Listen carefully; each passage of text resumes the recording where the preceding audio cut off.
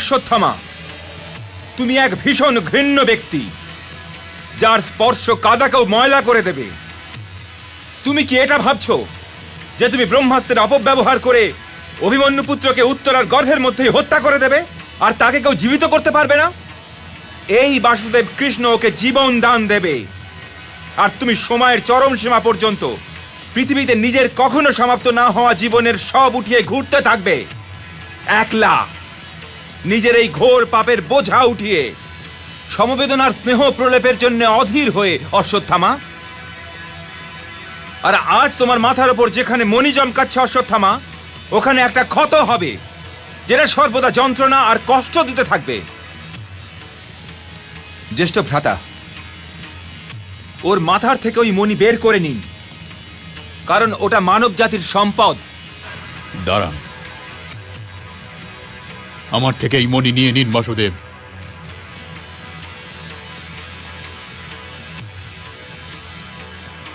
নিয়ে নিন, একে আমি বের করে দিচ্ছি।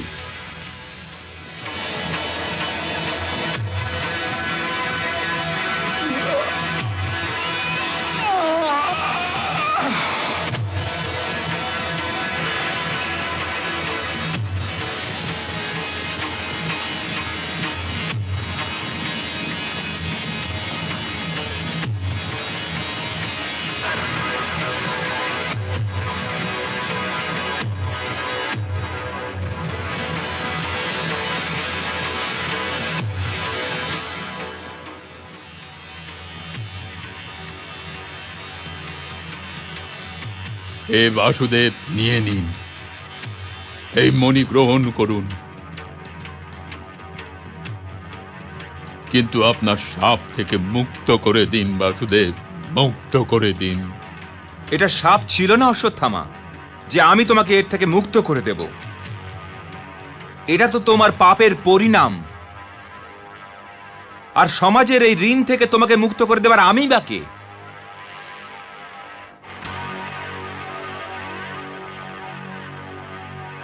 ক্ষমা করে দিন ঋষিবর, ক্ষমা করে দিন, ক্ষমা করে দিন। জ্যেষ্ঠ ভ্রাতা, এই মণি নিয়ে নিন, আমাদের উত্তরার কাছেও যেতে হবে।